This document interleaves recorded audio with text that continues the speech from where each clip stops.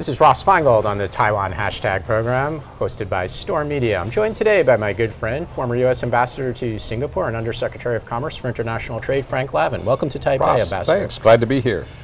First, we're going to be talking about the recent moves by the Trump administration in the Indo-Pacific and what the Indo-Pacific policies of the Trump administration mean for Taiwan. So we're now 3 years in to the Indo-Pacific policies, and how does it differ from the policies of the Obama administration with its pivot to Asia? And earlier you were in the Bush administrations and the Reagan administration.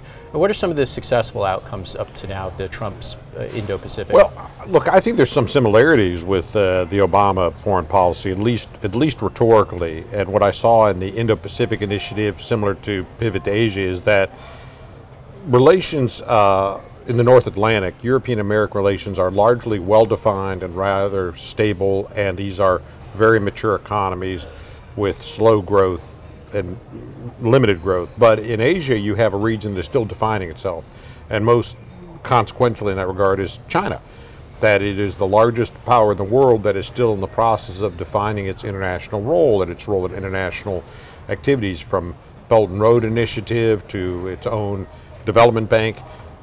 So it behooves the U.S. and I would say other nations as well to take those initiatives seriously and try to formulate a response where they feel comfortable and want to support it, or where they feel uncomfortable, want to make sure it evolves in the right way. So I think that's what's behind both the Obama pivot to Asia and the Indo-Pacific initiative. I think the added dimension that we've seen more so in the Trump era than the Obama era is more of an emphasis on the security leg of that China's moves in the South China Sea and other statements that China made, I think, have caused some elements of concern in Washington about what are the ultimate intentions, and the United States needs to reinvigorate its security partnerships in the region. So that's part of what we've seen in the last few years as well. Now, compared to some of the other governments in the region, here in Taiwan, the leadership constantly emphasizes their willingness to participate in Indo-Pacific initiatives. Do you see that when you travel around the region in Southeast Asia, an interest in Taiwan's participation, whether it's in aid or development assistance or trade initiatives? What's Taiwan's role? Well, you know, there's sort of good news, bad news in that question. I mean, the good news is I think Taiwan does generally play a constructive international role in a variety of international fora, you know, technical assistance, foreign aid, trading partner. I think all of that's generally viewed very positively. That's sort of the good side. The negative element, if you will, is look, Taiwan doesn't have formal sovereign status. So all of these relations and activities have to take place through informal channels. And it makes G2G relations, government-to-government relations with Taiwan, very difficult. For most part, they can't take place in formal government channels. So in that respect, Taiwan is not always the best partner for regional initiatives, right? So I think Taiwan has a role to play, but it's probably going to be a bit of a different role than what the sovereign nations can play. Mm-hmm. And do you feel that the public in other parts of Southeast Asia or Northeast Asia, I mean, not just government, you mentioned government, how does the public perceive Taiwan's role? Or is Taiwan just a mystery to other people in Asia? Well, look, I think some people have a frame of reference for Taiwan because they take a holiday here, they have a relative here, they do business here. But if you don't have a frame of reference for a country, in my opinion, it tends to be very low. And this isn't a Taiwan point. This is true whether it's France or Mexico or Japan. If you go to Japan every month on business, you have a certain impression of Japan and probably a positive view. But if you've never been to Japan, you really don't think about Japan every day. And they ask you, who do you want to be the next prime minister of Japan? You'd say, I don't really think about that. So I think that's probably where Taiwan is for a lot of people. Unless you have a personal reference toward Taiwan, you don't think about it a lot.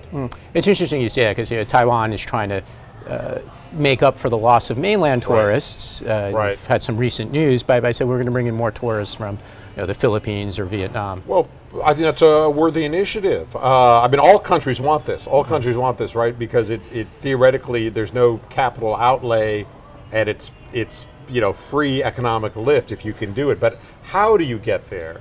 And so every country in Europe does this. The United States does it.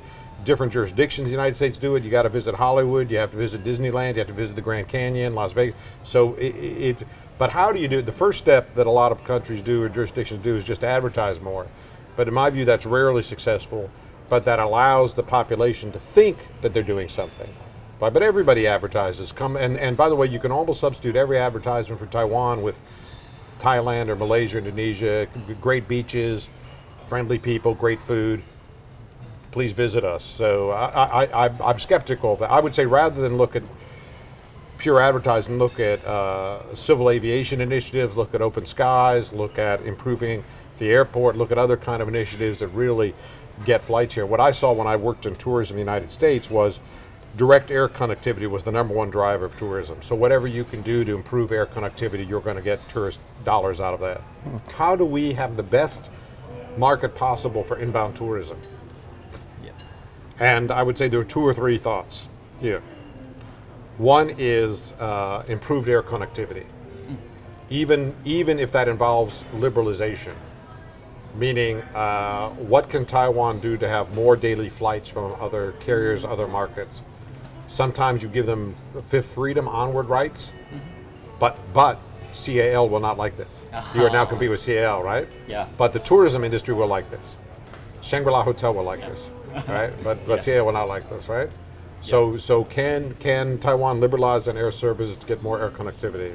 Point 1. 2, best practices at the international airport. Why is Hong Kong and Singapore an international air hub? What can Taiwan do to make the airport an international air hub? Right now, these 2 are related. These 2 points are related. If you have international connectivity, more flights, more freedom, more competition, you also have more of an air hub. The air hub becomes important. But, for example, should business people from the U.S. or Canada who have to do business in mainland China, can they route through Taiwan? Is that the best route for them or not? Hong Kong can say, yes, definitely, we're the best route because we have Dragonair, we have Cathay Pacific. If you have to go to a secondary city in China, definitely come to Hong Kong for 2 days, then go to your meetings in China. Right? Taipei should try to say the same thing, right? We are a good base, good platform for onward movement. 3rd point, can technology be used to make visiting Taiwan more user-friendly for international? So for example, if we take the top 50, top 100 tourist sites in Taipei, I mean historical sites, monuments, architecture, restaurants, the top 100, and we put a QR code in each of these. We have the QR code can work in 20 languages, Japanese, Arabic, German. How much would that cost? How much would this project cost? We have now made Taipei the most international tourist-friendly city in the world. You come here from any city in the world, the top 100 sites are in any language, Russian, Spanish, it's okay, and with your QR code, you can get a audio download. You can get a print download. So I can go to any site in Taiwan. I can use the subway system in any language. Now I'll give you, I have to say this, my wife works for Uber. Uber does this. If I am from Japan, I use Uber in Taiwan, my screen is in Japanese, my map is in Japanese, my destination is in Japanese. If I'm from France and I come to Taiwan, and I have to go see somebody, the address is in French, the map is in French, I get all my instructions in French, so I can use any transportation system through Uber in Taiwan in my home language, right?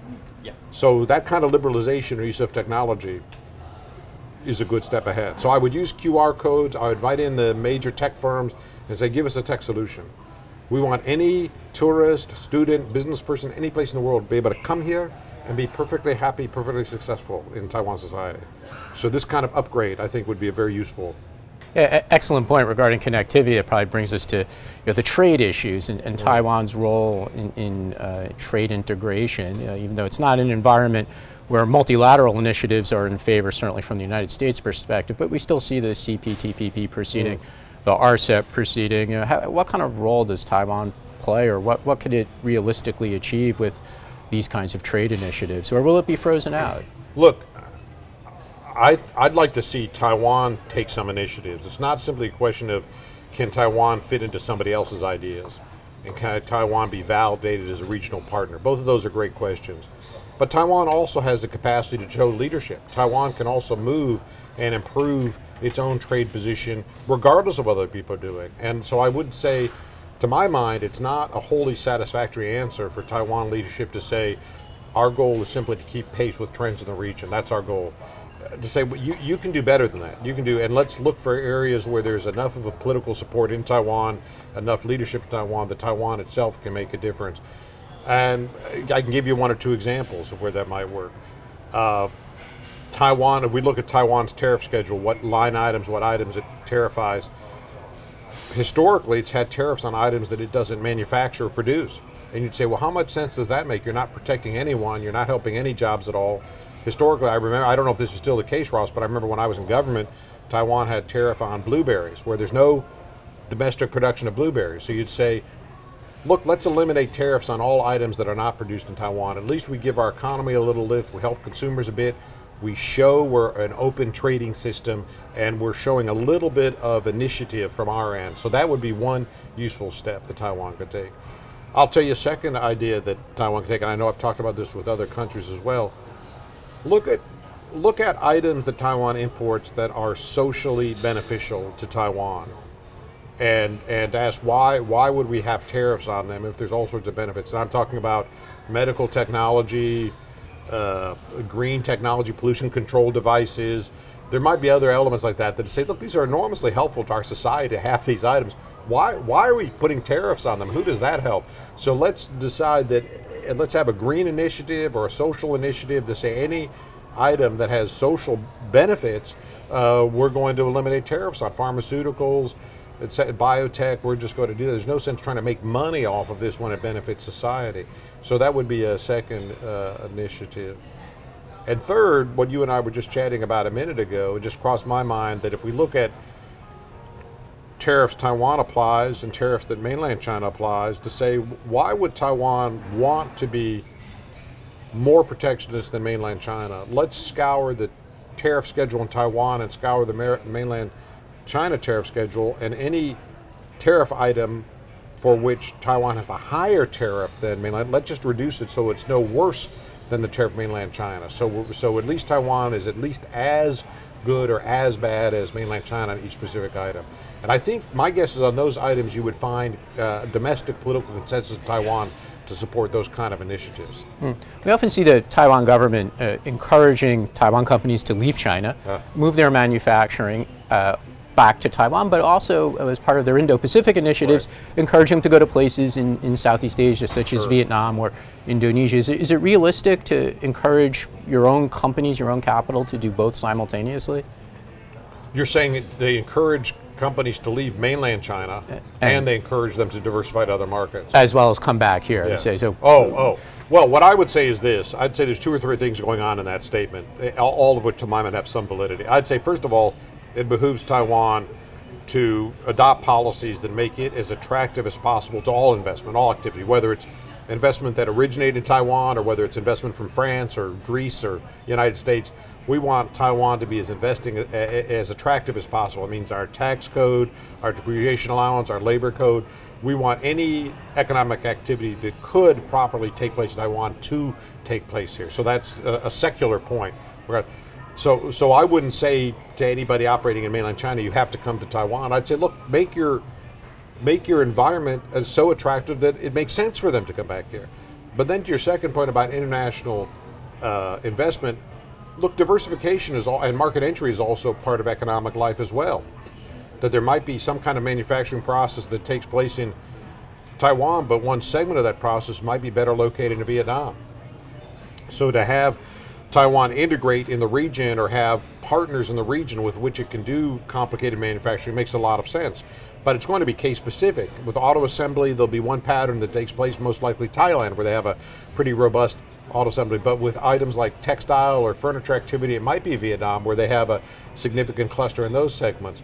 But I would say it's not necessarily the role of the Taiwan government to be prescriptive and to say this is what you must do, but I think it is the role of the government to just to do some consciousness raising, to say for many Taiwan manufacturers, Vietnam can be a good partner, or Philippines can be a good partner, or India can be a good partner.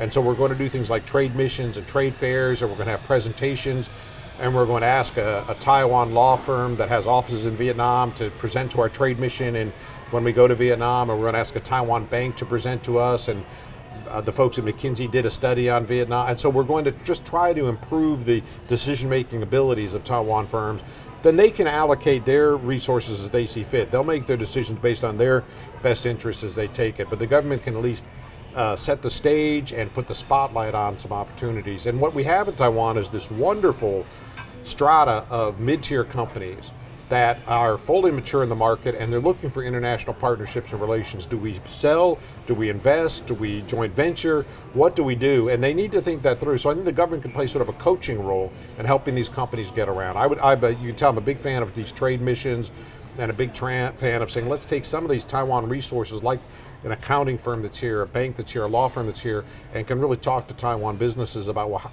if you wanted to do this in Vietnam, how would you do it? How would that work? And let's go on a tour of the top Taiwan companies in Vietnam, and let's have lunch with the management of those companies and say, tell us what you like about this environment, what were the challenges, how did it work out for you? That would be a very useful exercise, seems to me. And do you see Taiwan government officials as having strengths in that? I mean, you've dealt with government officials here as well as in other countries in the region. I honestly couldn't tell you, does the Taiwan government sponsor trade mission, take it? And when I say government, look, it could be a chamber of commerce, it could be a business association. Sometimes there are verticals, meaning there's a Taiwan Textile Manufacturers Association, they'll do missions. So there's different bodies that can do this. It could be a business school in Taipei, but I'd say to help Taiwan businesses get out and around is a useful exercise. One final question before we go. You're very involved in the e-commerce industry in China. What's the overall outlook for the e-commerce space? I mean, we have a lot of companies here in Taiwan that are heavily invested and even looking to expand, notwithstanding all the trade tensions with China. They know the market well. I mean, is the outlook still positive for e-commerce? Yeah, it's quite, listen, this is a global trend in every society, with every age group, with every income group. The propensity to rely on e-commerce only continues to grow, and your comfort level and your awareness and your skills in e-commerce only grows. So as you get in the habit of purchasing through e-commerce, you're more and more comfortable with it, you do more and more, then that virtuous cycle takes place, that more and more suppliers come in, more companies come in, more brands come in, and again, you're even more comfortable. So this trend has been unbroken now for 15 years. Mainland China leads the world. In the United States, I'll give you a reference point. In the United States, only about 11% of retail expenditures are through e-commerce. In China, it's about 35%. So we say in the United States, e-commerce is icing on the cake, but in China, it's the cake. Brands launch through digital commerce, brands define themselves through the digital space.